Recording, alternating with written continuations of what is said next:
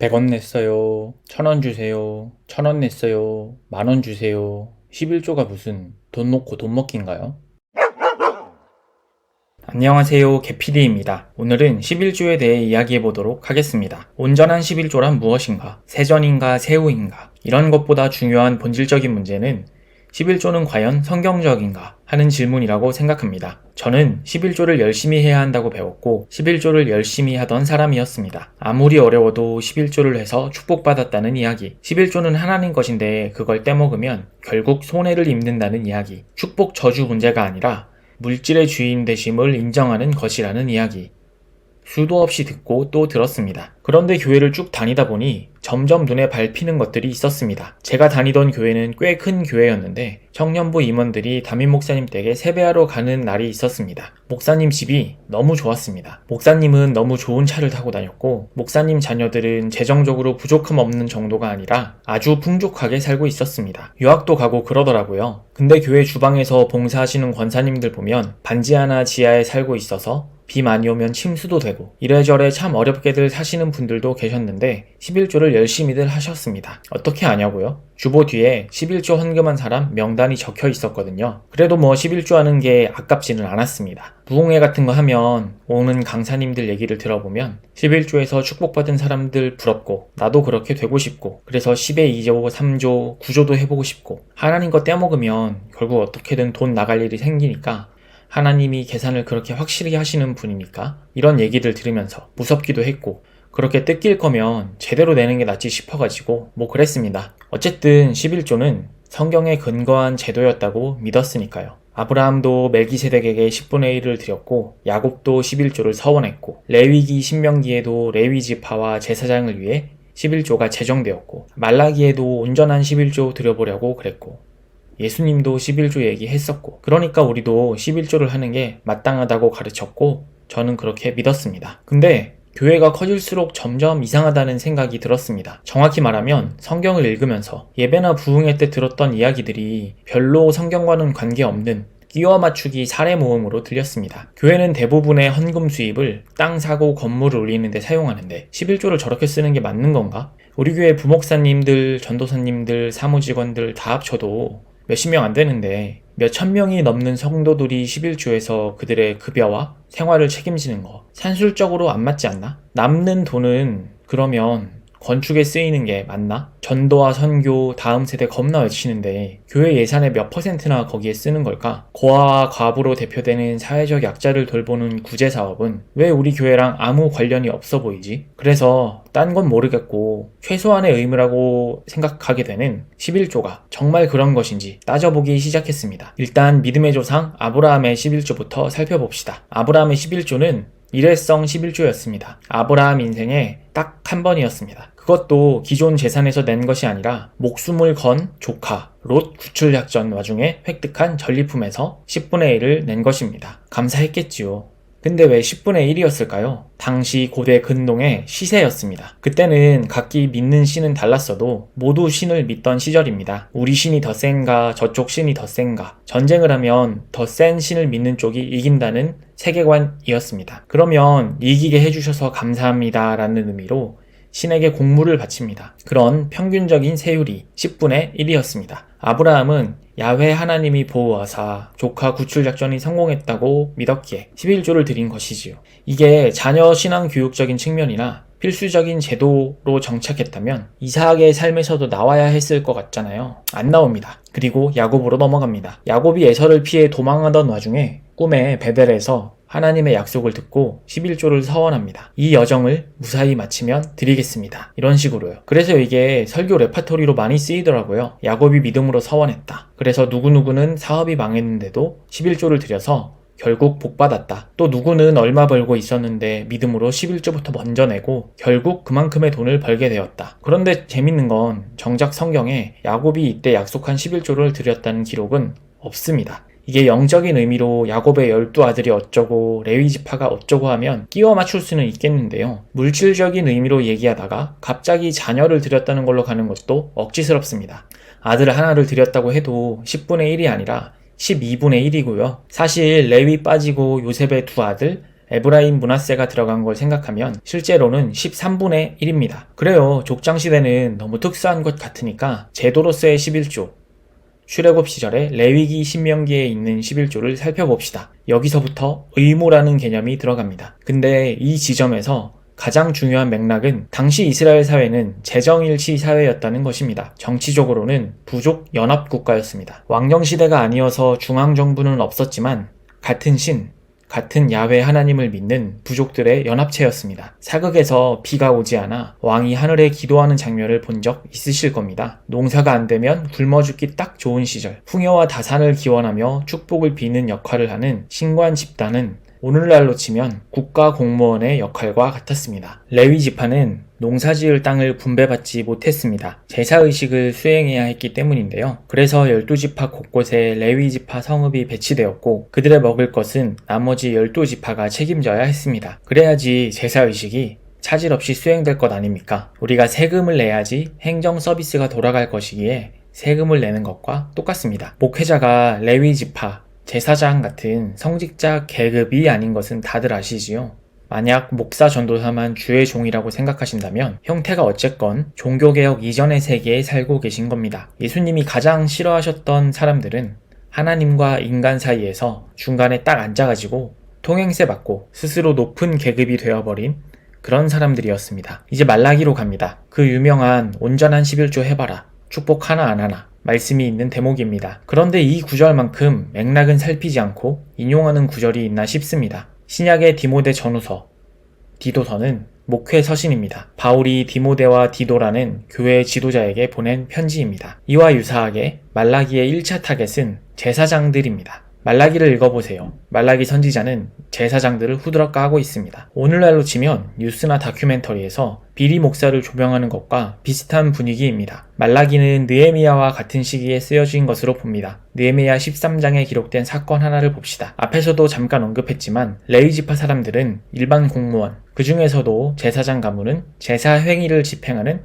특수공무원, 고대 세계에 만연해 있던 신관 계급 같은 느낌이었다는 것을 알 수 있습니다. 11조라는 형태의 세금이 징수돼서 일반 공무원에게도 골고루 돌아가야 했는데 느헤미야 당시 대제사장 엘리야십이 그 일을 제대로 수행하지 않았습니다. 일종의 권한 남용, 횡령을 저질렀고 덕분에 레위인들은 먹고 살기 위해서 농사를 지으러 떠났습니다. 또 사무엘상 초반부에 나오는 엘리 제사장의 아들 홈리와 비느하스를 기억해봅시다. 그들은 세습되는 제사장이라는 지위를 남용해서 특권을 내렸습니다. 제단에 재물을 불태우기도 전에 날고기 상태로 강탈했습니다.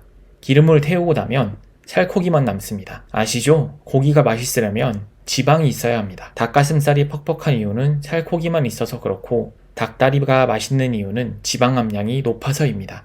굽던 삶던 기름진 것이 고급진 것이었습니다. 이것이 첫 번째 도둑질입니다. 두 번째 도둑질도 있습니다. 제가 일부러 깊게 다루지는 않고 퉁치고 넘어갈 건데 진짜 꼼꼼하게 따지고 들면 11조는 사실 10%가 아닙니다. 신명기 14장에 보면 3년에 한 번 하는 11조가 있습니다. 사용 목적이 명확하게 기록되어 있는데요. 땅이 없는 사람들, 지금으로 말하면 먹고 살 길이 없는 사람들을 먹고 살 수 있도록 하는 용도입니다. 복지정책 같은 것이지요. 현대 국가가 소득에 누진세를 매겨서 복지 정책을 펼치는 것과 비슷합니다. 사람들이 세금을 언제 가장 내기 싫어한다고 생각하시나요? 용도에 맞게 집행되지 않고 세금으로 이권을 추구할 때, 소위 말해 힘있고 돈 있는 사람들이 헤쳐먹기 좋을 때, 그러니까 부패하고 불투명하게 사용될 때입니다. 세금 내서 정말 쓰여야 할 곳에 쓰이면 아깝지 않습니다. 그러니까 일단 대한민국은 재정일치 사회가 아니니까 구약적 개념의 11조로 제사라는 공공서비스를 제공하는 레위인과 제사장 집단이 없다는 부분부터 어긋나는 점이 생기는 것입니다. 11조가 11조답게 잘 쓰이는지 생각해 봅시다. 제가 고민했던 몇 가지 질문을 던져볼게요. 담임 목사가 받는 연봉과 부목사, 전도사가 받는 연봉의 차이 생각해 보신 적이 있나요? 교회가 기업이 아니고 목사가 CEO가 아니라면 차이가 나도 좀 적당히 나야 하는 것 아닐까요? 또한 11조의 취지에 의거한다면 교회 성도들의 평균 소득 수준과 담임 목사의 소득 수준이 너무 차이가 나면 안 되는 것 아닐까요? 아무튼 좋습니다. 대부분의 교회나 미자립 교회는 이런 질문과 관계도 없습니다. 그런데 11조 헌금의 취지를 생각하면 성도들이 몇천 명, 몇만 명 되는 교회는 교역자 사례비로 지출되고 남은 11조 수입은 미자립 교회 목회자들을 지원하거나 교회 내에 생활이 어려운 사람들을 돕거나 하는 데 써야 되는 것 아닐까요? 11조 헌금을 강조하는 교회라면 최소한 교회 재정 집행에 있어서 11조 헌금 수입이 얼마인지, 그리고 어떤 용도로 어떻게 지출되고 있는지 언제나 접근해서 열람할 수 있도록 투명하게 밝혀야 하는 것 아닐까요? 교회가 돈을 정말 성경적으로 쓰면, 내가 직접 돈 쓰는 것보다 더 돈을 잘 쓰면 11조 헌금 얼마든지 할 텐데요. 목사님 가족 호의허식 하는데 쓰거나, 건물에 미쳐가지고 땅 사고 건물 올리고 하는데 쓰거나, 그러면 이단 사이비 집단이랑 뭐가 다릅니까? 예수님이 언급한 11조로 넘어갑니다. 마태복음 23장 23절에 나오는데요. 이거를 기가 막히게 예수님이 율법을 폐하러 온 것은 아니라는 말씀과 연결시키면서 예수님도 11조는 해야 한다고 했다고 연결합니다. 제발 맥락과 함께 읽어봅시다. 예수님의 11조 언급은 어떤 맥락에 있었는지 생각해봅시다. 11조에 대한 수많은 질문들이 있습니다. 세전으로 하는지 세후로 하는지, 부모님이 11조하고 남은 수입에서 받은 자녀들의 용돈도 11조를 해야 하는지, 또 11조 헌금한 게 연말 정산에 반영돼서 환급받으면 그것도 11조를 해야지 온전한 11조 아닌지, 이런 것들입니다. 그렇게 철저하게 따지면서 11조를 하면서 더 중요한 정의와 긍휼과 믿음은 버렸도다. 그러니까 화 있을진저, 이렇게 화를 선포하고 있는 맥락인데 11조 내라는 결론으로 둔갑시킵니다. 신약 성경 통틀어서 11조 관련 내용은 더 이상 나오지도 않습니다. 11조가 그렇게 중요한 것이었으면 10계명에 있거나 팔복 설교에 있어야 되는 거 아닐까요? 헌금의 기본 원리는 고린도후서 9장 7절에 있습니다. 각자 마음에 정한 대로 해야 하고 아까워하면서 내거나 마지못해서 하는 일은 없어야 합니다. 기쁜 마음으로 내야 합니다. 한마디로 말해서 신약의 헌금은 전부 감사 헌금입니다. 감사한 만큼, 마음에 정한 만큼 내는 거예요. 자기 형편에 맞게 내는 거예요. 구약에 이 정신이 어떻게 반영되어 있냐면 레위기 5장을 보면 됩니다. 형편에 따라 제물의 종류가 다릅니다. 양이나 염소를 바칠 형편이 안 되는 사람은 비둘기를 바칩니다. 비둘기를 바칠 형편이 되지 않는 사람은 밀가루를 바칩니다. 누진세가 생각나지요. 절대로 헌금을 뜯어내려는 모습이 아닙니다. 부담을 주고 짐을 지우고 하는 것이 아닙니다. 헌금은 무엇보다도 자발성이 있었고 국가복지 개념이 없던 시절, 교회 내 경제적 자립이 어려운 사람들을 돌보는 데 사용되었습니다. 다른 지역의 어려운 교회를 돕는 데 사용되었습니다. 자기는 아파도 병원도 안 가고 교통비도 아까워서 걸어다니는 사람들에게 과부의 2렙돈을 예수님이 칭찬했다고, 말라기 들먹이면서 축복받으려면 하나님 것 떼먹으면 안 된다고, 빚내서라도 해야 한다고. 그게 맞아요? 진짜 맞아요?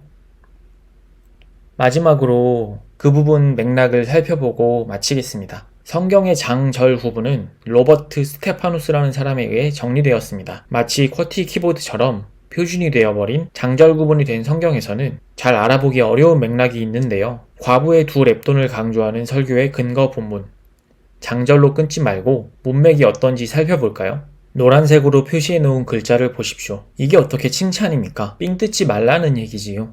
가난한 성도들에게 축복 장사하고 저주로 겁박해서 헌금 뜯어내지 말라는 이야기죠. 종교심을 자극해서 그들의 가산을 삼키지 말라는 이야기입니다. 앞뒤 흐름을 살펴보면 더욱 명확해집니다. 누가복음 19장의 흐름은 이렇습니다. 예루살렘에 나귀를 타고 입성한 예수님은 성전에서 장사하며 이권을 챙긴 사람들을 내쫓습니다. 종교 비즈니스로 이권을 얻던 종교 엘리트들은 예수에게 시비를 거는데요. 그들을 향해 예수님은 포도원 비유 이야기를 합니다. 포도원을 맡겨놨더니 주인 노릇하는 자들 이야기입니다. 다음으로 로마 황제에게 세금을 내야 하느냐 말아야 하느냐, 그 다음으로 부활하면 뭐가 어떻게 되느냐 하는 시비를 겁니다. 예수님은 모두 지혜롭게 대답하시고 과부의 가산을 삼키는 자들에 대한 경고를 하신 후 2렙돈 이야기가 나옵니다. 그리고 그런 헌금으로 멋지게 세워진 예루살렘 성전 심판 예언으로 이어집니다. 포도원 비유에 나오는 자들처럼 종교로 사람들을 착취하는 자들의 사업장인 예루살렘 성전이 돌 위에 돌 하나도 남지 않고 무너질 것이라는 맥락 안에 있는 이야기입니다. 이 예언은 AD 70년경에 현실이 되었습니다. 문맥을 똑 떼서 왜곡해서 보면 과부의 헌금을 칭찬한 것 같습니다. 그러면 가짜뉴스랑 다를 바가 없습니다. 과부는 왜 다 드렸을까요? 내가 이렇게 된 것이 그동안 헌금을 제대로 안 해서 하나님한테 저주를 받아서 그런 것이라는 이야기를 듣고 더 비참해지기 싫어서 겁에 질려서 했을 수도 있고, 남은 걸 다 드리고 하나님이 축복해 주셔서 어떻게든 잘 되기를 바라는 마음이었을 수도 있겠지요. 확실한 것은 두 렙돈을 드린 과부가 어떻게 되었는지는 이후 성경에 기록되어 있지 않다는 것입니다. 아까 살펴본 구약의 정신을 돌아보면 형편대로 헌금하도록 제사장들이 안내하는 게 정상 아닐까요? 헌금은 필요합니다. 초대교회는 가정에서 모였는데 층간소음은 무서운 현대사회에서 그렇게 할 수도 없는 노릇이고요. 초대교회의 기록을 다룬 책들을 보면 가정에서 모이다가도 사람이 많아져서 건물이 필요하면 비용이 발생했을 거잖아요. 그래서 신자들이 돈을 모았습니다. 이것은 헌금의 개념이라기보다는 회비의 개념이었습니다. 우리가 동호회 하나를 하더라도 돈이 듭니다. 축구동호회를 하면 운동장도 빌리고 끝나고 회식도 하고 하려면 돈이 필요하듯이요. 그런데 한국교회는 왜 11조 제도가 이렇게 이상하게 굳혀진 걸까요? 한국교회 역사를 보면서 해답을 찾을 수 있었습니다. 외국인 선교사들이 들어와서 교회를 세운 초창기에 네비우스 선교 전략이라는 것이 있었습니다. 3자 원칙, 자립재정, 자립전도, 자립행정을 골자로 합니다. 자립하지 못하면 돈을 보내주는 선교본부에 의존하게 되잖아요. 그러다 보면 실제 현장과 동떨어진 물 건너 탁상공란으로 결정된 내용으로 교회가 돌아갈 수도 있는 노릇이고요. 그래서 그 가난하던 시절의 한국 사람들에게 자립을 목적으로, 자립의 수단으로 11조를 교육시켰고, 그것이 이어져서 지금의 전통으로 굳어지게 된 것입니다. 취지는 정말 좋았지만 시대가 변하면서 초대형 교회가 늘어나면서 잉여 수익이 되었고, 그걸로 같은 교단의 미자립 교회를 돕거나 하는 것이 아닌 우리 교회 더 푸르게 아니 우리 교회 더 크게 짓는 전축품을 맞으면서 이 모양 이 꼴이 된 것 같습니다. 개척교회 같은 경우는 목사도 먹고 살려면 교인이 10명도 안 되면 11조보다 더 내야 하는 경우도 있겠지요. 근데 그게 아니면, 또 교회 재정이 불투명하면, 교회 재정 공개가 기업 재무제표 다루는 것보다 불투명하면 11조 강조하고 그러면 안 되겠지요. 아브라함부터 예수님까지 11조에 관한 이야기를 쭉 살펴보았는데요. 그래도 11조가 성경적 근거가 있다고 계속 우기면 뭐 어쩔 수 없습니다. 근데요, 제가 탐구한 바로는 헌금의 대원칙은 억지로 하지 말고 형편에 맞게 하고 기쁨으로 하는 것이 가장 중요한 것 같습니다. 교회가 해야 할 일은 성도들이 11조든 12조든 101조든 1001조든 1원을 헌금하더라도 헌금이 헌금답게 쓰일 수 있도록 신뢰할 수 있는 재정을 집행하는 것과 투명하게 보고하는 것 아닐까요? 이상으로 11조에 대한 탐구였습니다. 감사합니다.